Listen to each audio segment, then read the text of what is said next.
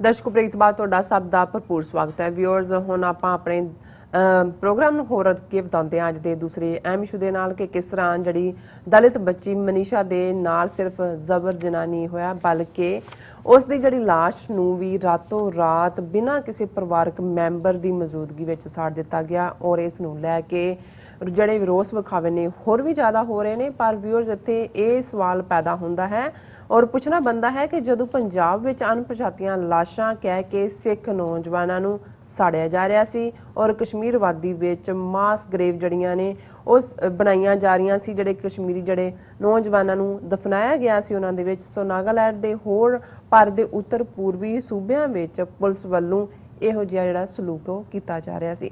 ਸੋ ਜਦੋਂ ਇਹ सलूक हो रहा सी उदों जे भारत वासी जड़े हैगे ने वो बोलते जां इन्हां दे खिलाफ आवाज़ उठाते तां जड़ा ये अज वरतारा हो रहा है वो नहीं सी होना और जड़े पुलिसियां दी जड़ी दिल वधी है वो नहीं सी होनी। सो इस बारे आपां विचार चर्चा करन जा रहे हैं। सो असीं चाहांगे कि तुसीं साडे नाल इसी तरह ही बने रहना देखण सुणन लई तुहाडा सब दा बहुत बहुत शुक्रिया। जी डॉक्टर साहब की विचार ने?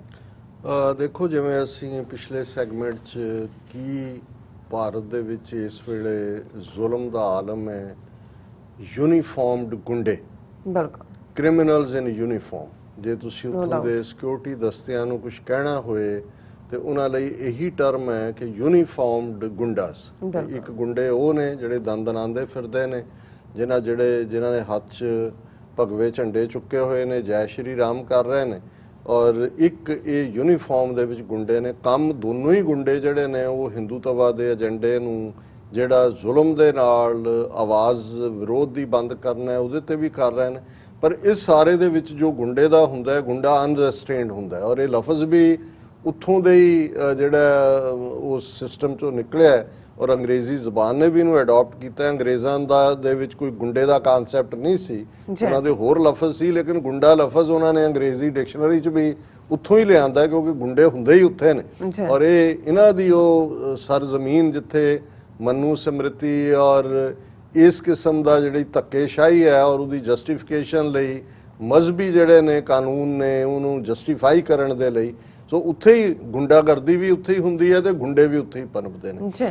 साडे भैन जी अमनजोत कौर होरां ने एक लिखत जिहड़ी सानू लिखी और उन्होंने कहा भी असीं जरूर शेयर करिए।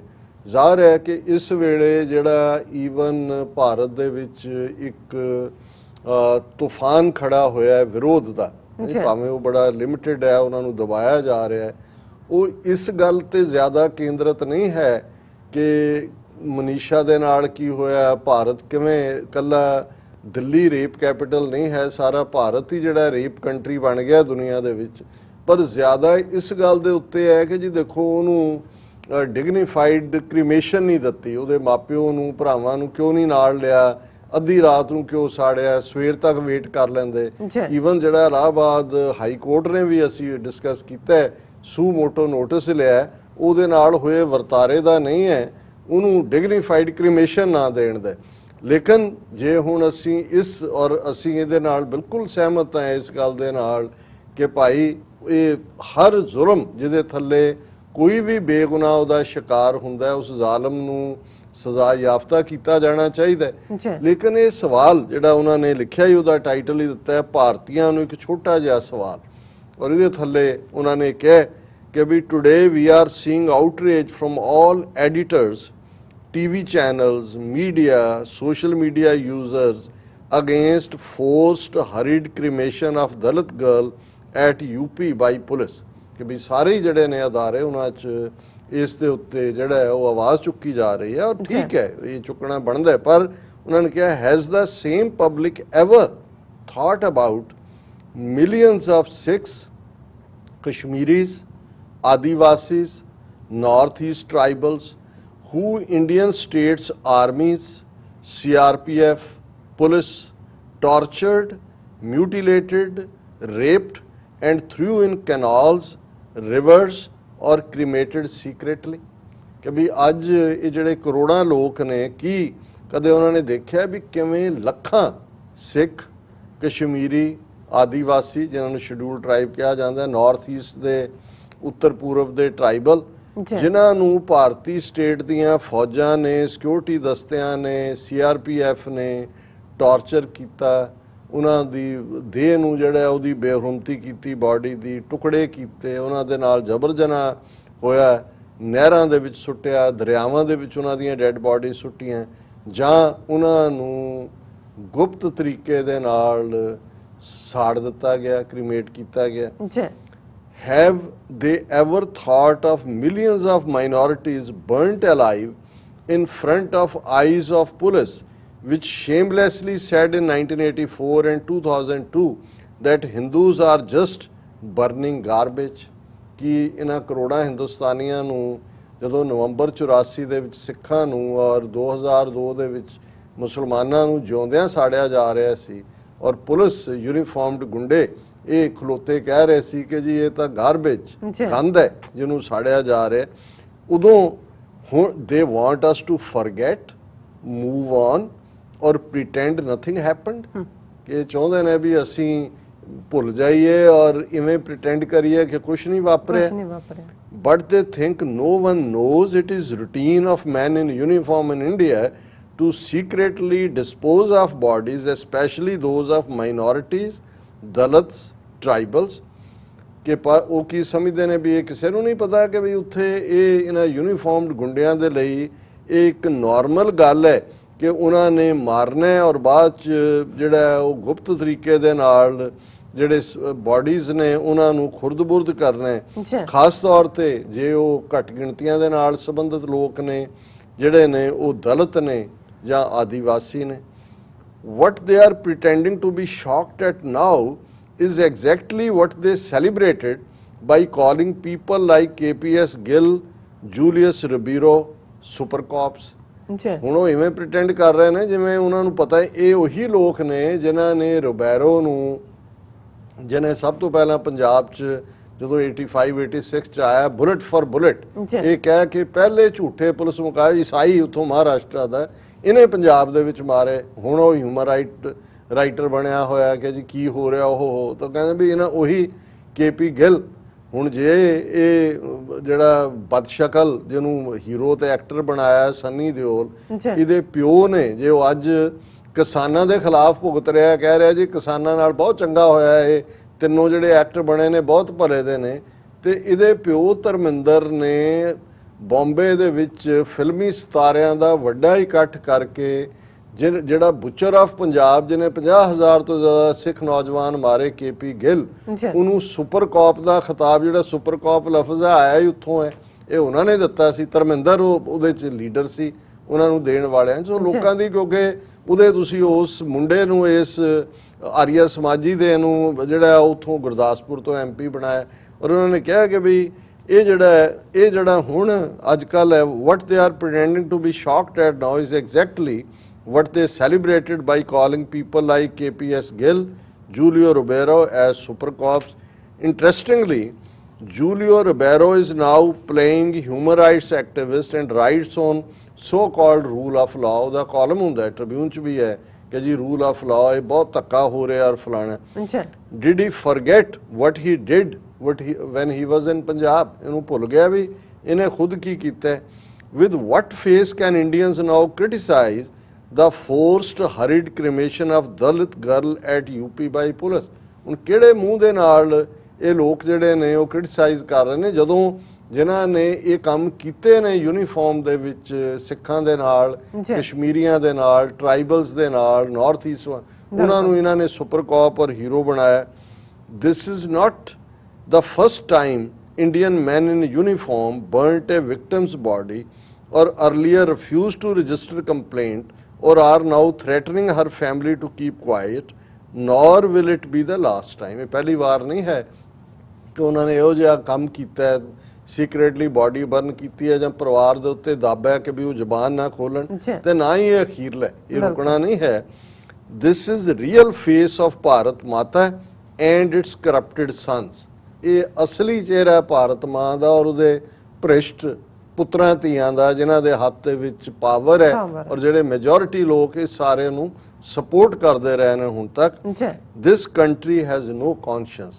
ਇਸ ਮੁਲਕ ਦੀ ਕੋਈ ਜ਼ਮੀਰ ਹੀ ਨਹੀਂ। ਇਹ ਤਾਂ ਵੈਸੇ ਮੁਲਕ ਹੀ ਨਹੀਂ ਹੈ, ਇਹ ਤਾਂ ਜਾਣ ਲੱਗੇ ਬ੍ਰਿਟਿਸ਼ ਕਲੋਨੀਅਲਸ ਇਹਨਾਂ ਨੂੰ ਦੇ ਗਏ, ਜਿਹੜੇ ਕਾਸਟ ਸਿਸਟਮ ਵਰਗੇ ਸਿਸਟਮ ਨੂੰ 4000 ਸਾਲ ਤੋਂ ਐਕਸੈਪਟ ਕਰ ਰਹੇ ਨੇ। ਬਣਾਇਆ ਤਾਂ ਜਿਨ੍ਹਾਂ ਨੇ ਬਣਾਇਆ 4000 ਸਾਲ ਤੋਂ, ਜਿਹਦੇ ਚ ਬੰਦੇ ਨੂੰ ਹੀ ਬੰਦੇ ਤੋਂ ਜਿਹੜਾ ਹੈ ਉਹ ਅੱਡ ਕਰ ਦਿੱਤਾ ਗਿਆ ਕਿ ਵੀ ਵੀ ਆਰ ਬੋਰਨ ਅਨਇਕੁਅਲ।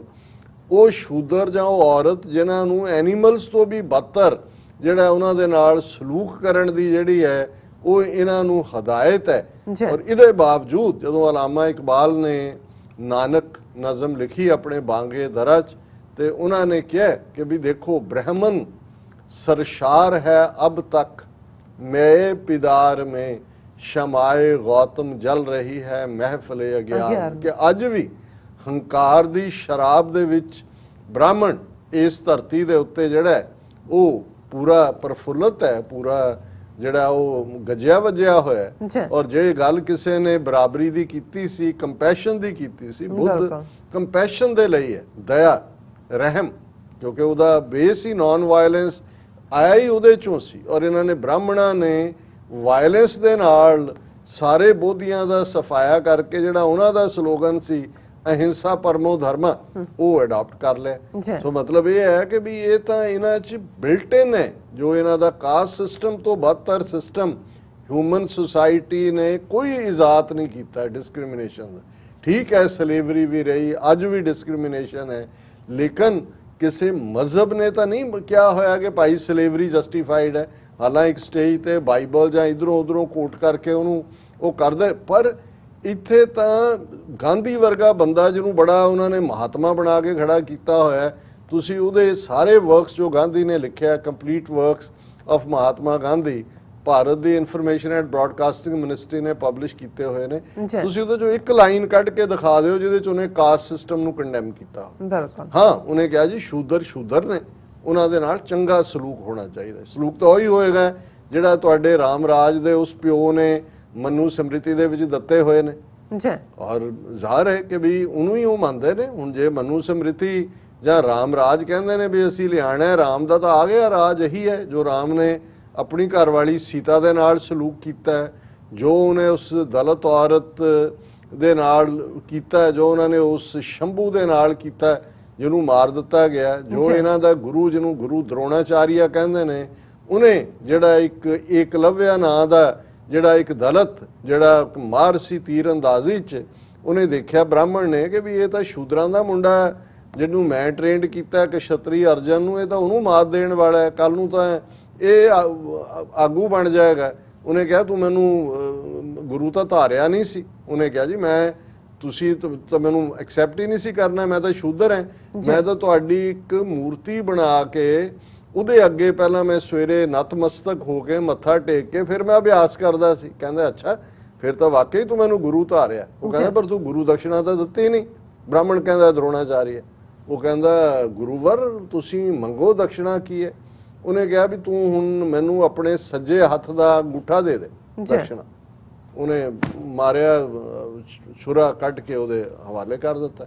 ਹੁਣ ਉਹਨੂੰ ਸੀ ਕਿ ਵੀ ਜਦੋਂ ਅੰਗੂਠਾ ਹੀ ਨਹੀਂ ਰਿਹਾ ਤੇ ਉਹ ਤੀਰ ਨਹੀਂ ਚਲਾ ਸਕਦਾ। ਸੋ ਇਹ ਕੋਈ ਉੱਤੋਂ ਕੋਈ ਕੌਕ ਐਂਡ ਬੁੱਲ ਸਟੋਰੀ ਜਿਹੜੀ ਨਹੀਂ ਹੈ, ਇਹਨਾਂ ਦੀਆਂ ਧਾਰਮਿਕ ਕਿਤਾਬਾਂ ਦੇ ਵਿੱਚ ਹੈ। ਤੁਸੀਂ ਮਹਾਭਾਰਤ ਚ ਪੜ੍ਹਦੇ ਹੋ, ਤੁਸੀਂ ਇਹ ਜਿਹੜੀ ਸ਼ੰਭੁਕ ਦੇ ਨਾਲ ਰਾਮਚੰਦਰ ਨੇ ਕਿਵੇਂ ਉਹਨੂੰ ਮਾਰਿਆ ਤੀਰ ਨਾਲ ਸ਼ੰਭੁਕ ਨੂੰ, ਕਿ ਜੀ ਉਹ ਜਿਹੜੇ ਬ੍ਰਾਹਮਣ ਸੀ ਉਹਨਾਂ ਨੇ ਕਿਹਾ ਜੀ ਇਹ ਸਾਡਾ ਇਹ ਤਾਂ ਬੰਦਗੀ ਕਰ ਰਿਹਾ ਔਰ ਇਹ ਰਿਸ਼ੀ ਬਣ ਰਿਹਾ, ਇਹ ਤਾਂ ਸਾਡੀ ਤਪੱਸਿਆ ਭੰਗ ਕਰ ਦੇਗਾ। ਹੁਣ ਜਦੋਂ ਇਸ ਲੈਵਲ ਦੀ ਜਸਟੀਫਿਕੇਸ਼ਨ ਹੈ ਉਸ ਸੁਸਾਇਟੀ ਚੋਂ, ਤੁਸੀਂ ਕਿਵੇਂ ਐਂਡ ਕਰੋਗੇ ਕੋਈ ਵੀ ਡਿਸਕ੍ਰਿਮੀਨੇਸ਼ਨ।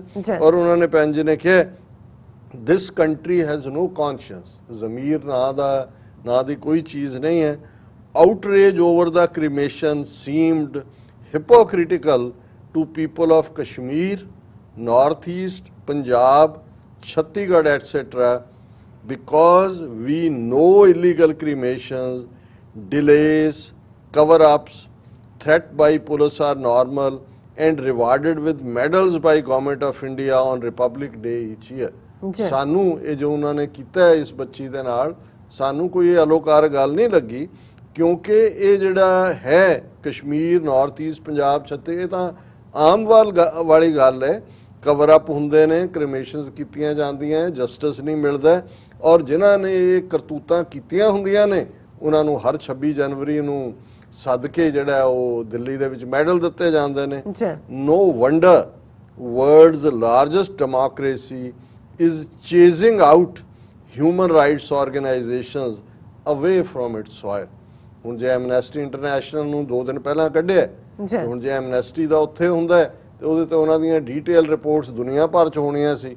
ਹੁਣ ਅਸੀਂ ਡਿਸਕਸ ਕਰ ਰਹੇ ਹਾਂ, ਇੰਡੀਆ ਦੇ ਮੇਨ ਮੀਡੀਆ ਚੋਂ ਗਾਇਬ ਹੈ, ਦੂਸਰੀਆਂ ਅਖਬਾਰਾਂ ਮਾੜੀ ਮੋਟੀ ਦੇ ਦੇਣਗੀਆਂ, ਇਨਵੈਸਟੀਗੇਟਿਵ ਸਟੋਰੀ ਤਾਂ ਕਿਸੇ ਨੇ ਨਹੀਂ ਕਰਨੀ ਹੈ। ਉਹਨਾਂ ਨੇ ਕਿਹਾ ਵੀ ਉਹਨਾਂ ਨੇ ਆਹ ਕੁਛ ਕਰਨ ਦੇ ਲਈ ਹੀ ਜਿਹੜੀਆਂ ਇਨਸਾਨੀ ਹਕੂਕਾਂ ਦੀ ਗੱਲ ਕਰਨ ਵਾਲੀਆਂ ਜਥੇਬੰਦੀਆਂ ਨੇ ਉਹਨਾਂ ਨੂੰ ਧੱਕ ਕੇ ਬਾਹਰ ਕੀਤਾ। ਸੋ ਇਹ ਹੈ ਅਸਲ ਭਾਰਤ ਮਾਤਾ ਔਰ ਉਸ ਦੇ ਇਹ ਬਦਸ਼ਕਲ ਕਰੂਪ ਚਿਹਰੇ ਦੀ ਗੱਲ, ਜਿਸ ਨੂੰ ਇਹ ਜਿਹੜੇ ਹਿਪੋਕਰੇਟ ਨੇ ਇਹ ਕਿਸ ਅੰਦਾਜ਼ ਦੇ ਵਿੱਚ ਕਦੇ ਵਿਸ਼ਵ ਗੁਰੂ, ਕਦੇ ਸ਼ਾਂਤੀ, ਕਦੇ ਮਹਾਤਮਾ ਗਾਂਧੀ, ਕਿੰਨੀ ਦੇਰ ਤੱਕ ਮਹਾਤਮਾ ਬੁੱਧ ਦੇ ਨਾਂ ਨੂੰ ਹੀ ਵੇਚਦੇ ਰਹੇ। ਉਹ ਤਾਂ ਨੇਪਾਲ ਵਾਲਿਆਂ ਨੇ ਚਪੇੜ ਮਾਰੀ, ਤੁਹਾਡਾ ਕਿੱਥੋਂ ਹੋ ਗਿਆ ਬੁੱਧ ਵੀ? ਤੁਸੀਂ ਤਾਂ ਬੁੱਧ ਦਾ ਖਾਤਮਾ ਕੀਤਾ, ਤੁਸੀਂ ਤਾਂ ਬੁੱਧ ਦਾ, ਜਿਹਨੂੰ ਅਲਾਮਾ ਇਕਬਾਲ ਨੇ ਉਸ ਨਜ਼ਮ ਦੇ ਵਿੱਚ ਇਹ ਕਿਹਾ ਕਿ ਭਾਈ ਕਿਵੇਂ ਤੁਸੀਂ ਜਿਹੜਾ ਅਲਟੀਮੇਟਲੀ ਆਸ਼ਕਾਰ ਉਸਨੇ ਕੀਆ ਜੋ ਜ਼ਿੰਦਗੀ का राज था हिंद को लेकिन ख्याली फलसफा पे नाज था शमाए हक से जो मुनव्वर हो ये वो महफिल न थी बारिशे रहमत हुई लेकिन जमी काबिल न थी।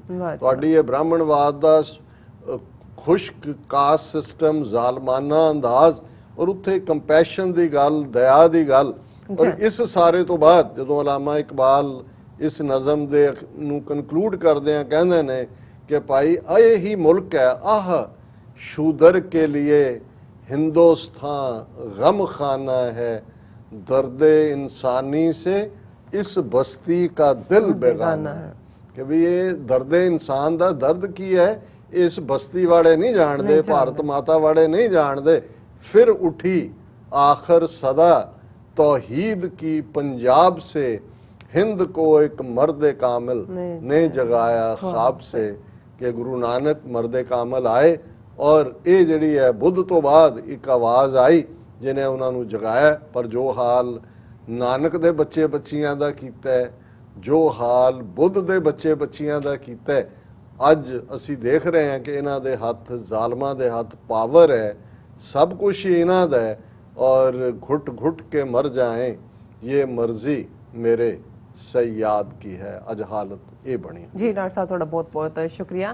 सो इत्थे लेने ब्रेक। व्यूअर्स तुसां नाल इसी तरह ही बने रहना, मिलते हैं आफ्टर दिस शॉर्ट ब्रेक।